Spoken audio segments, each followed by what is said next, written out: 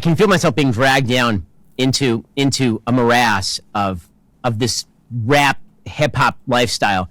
And the other night, my family had to sit me down for an intervention, and they had to tell me that it was time to. It might be time to move on, and so it might be like a supernova shining bright in the sky for just a moment, and we all remember fondly that moment in time. We think what might have been, but yeah, I don't know. I don't know if there's a path forward here.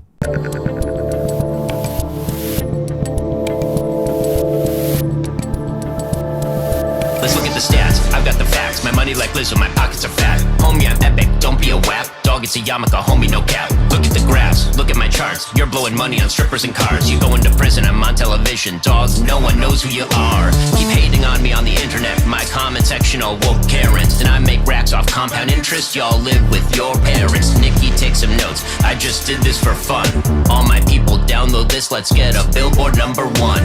All right, B. Diddy. Can I call you B. Diddy? Does that even make sense in the rap world? B for Benjamin. I don't know what Diddy means, but B. Shapiro? Do you have a rap name? It's Dr. Dreidel.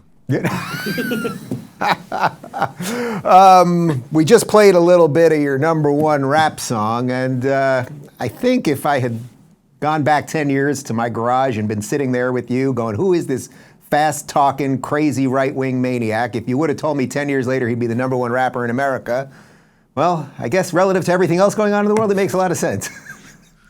For shizzle.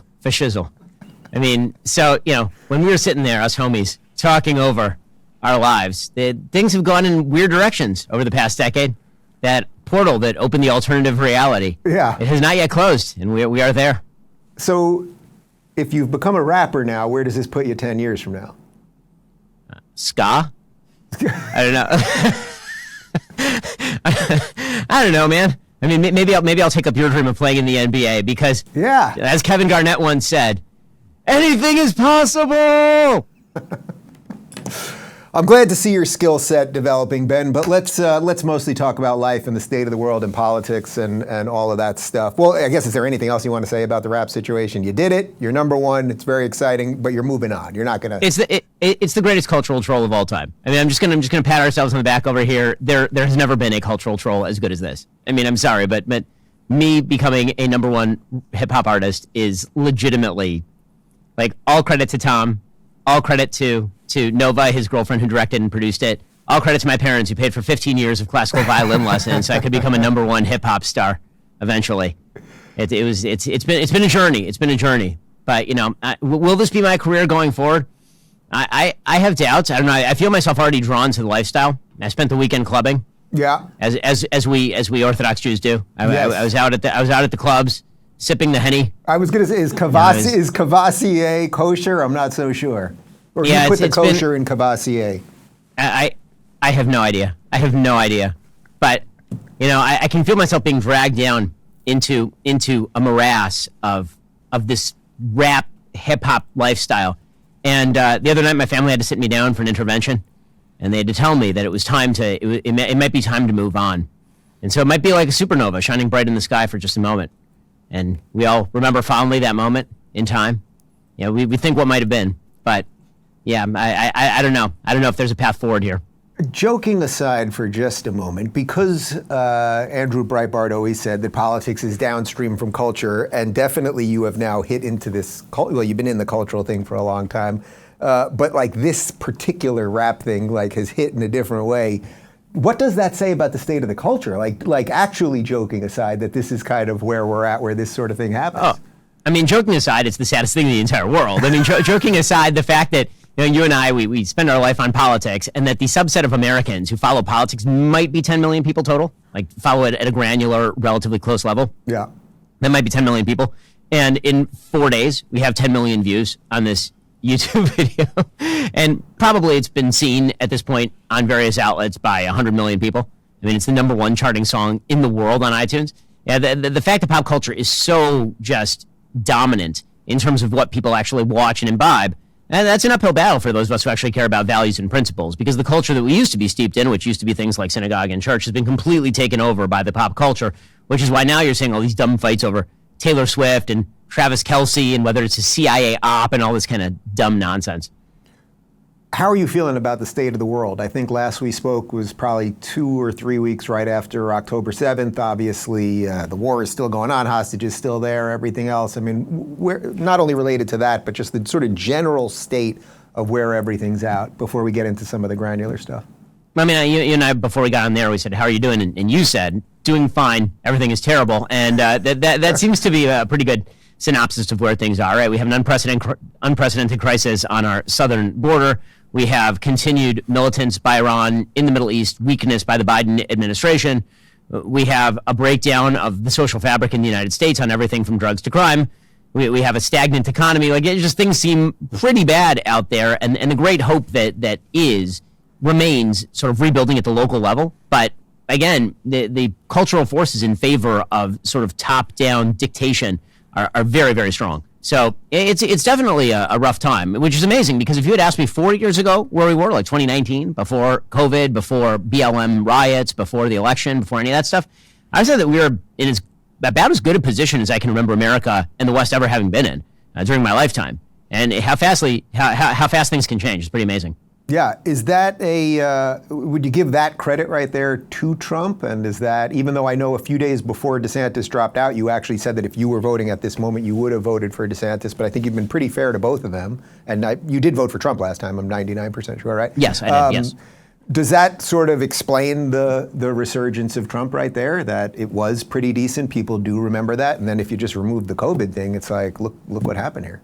Yeah, I mean, and that's the smart race if he runs that race. If he runs the race and he just says, remember 2019, and then he just points at Joe Biden, then that's a very winnable race for him. I mean, right now he's in the strongest polling position for any Republican contender since George W. Bush in 2004. So, he certainly has, a serious shot at re-election possibility here. And that's because Joe Biden has governed in truly awful ways. And it does demonstrate that, again, voting has consequences. When you elect a president who has principles that do not serve the American people, then what you end up with is a world on fire. And that's what I think a lot of people are feeling like right now. They feel like Joe Biden is a person who is not on fire, but the world is on fire. Donald Trump is a person who's on fire, but the world is not on fire. And so if you have that choice, I'd prefer to have the guy who tweets crazy stuff, but also the world is in a pretty good place.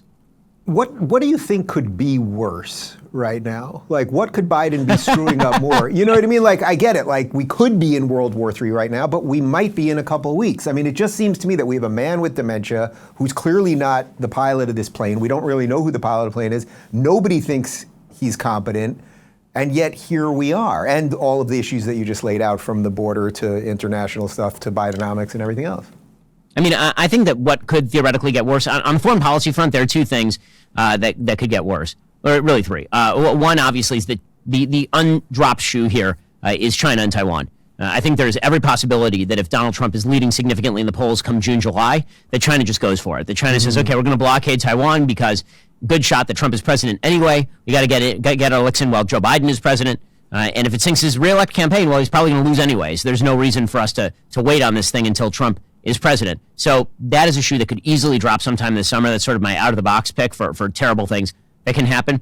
In terms of the Middle East, again, I think that you're going to continue to see low-level war. I think that Israel is going to have to turn up north and hit Hezbollah. That's just something Israel's going to have to do to maintain its own security. And then the question is how far Iran wants to get drawn into that war. The biggest danger there is that if the United States shows a lot of daylight between itself and Israel, then you could see Iran start to really up the ante with regard to backing Hezbollah in some sort of war there. And then you could see things really start to metastasize and spin out of control. America's deterrent power in the Middle East has been the thing that has kept the situation at least somewhat contained to this point. Even that, because Biden doesn't have any real deterrent power or any sort of principled strength, even that deterrence has been failing in kind of soft ways, but it could fail much worse. The deterrence could fail significantly more. And then obviously when it comes to the situation in Ukraine, you could see serious battlefield reversals against Ukraine if trends hold, if the Russians pour in another round of manpower, if the Europeans and the Americans decide that there's no deal to be had there. Again, I think that nobody has an interest in the continuation of the war with the lines frozen as they are. The only question is whether there's actually a deal on the table. And Biden has not been transparent about what exactly his aims are with regard to Ukraine. So those are all the things that can happen in terms of foreign policy, a short list there. And then in terms of domestic policy, obviously, you could see a wide variety of things happen in domestic policy. You could theoretically see a terror attack from somebody across the southern border, which would completely shift the lines when it comes to American politics. You could see a full-scale economic downturn, which we've avoided thus far, but theoretically could happen. I mean, we've had unexpected downturns before. In fact, nearly every downturn in my lifetime has been quote-unquote unexpected. Now, we could certainly see some sort of catalyzing event that is driven by the media into 2020-like riots. That sort of stuff feels always like it's 5 seconds away from breaking out. That if the media decides to whip everybody into a frenzy before the election, that could be a serious problem. And you could obviously see the federal government crack down on freedom of speech the way that they did in 2020, but much more significantly. So again, as bad as they say that, it always gets darkest just before it goes pitch black, and so that may be where we are. On the other hand, maybe this is maybe we've hit the bottom, and maybe we're going to have a bounce here. If you're looking for more honest and thoughtful conversations about politics instead of nonstop screaming, check out our politics playlist. And if you want to watch full interviews on a variety of topics, watch our full episode playlist, all right over here. And to get notified of all future videos, be sure to subscribe and click the notification bell.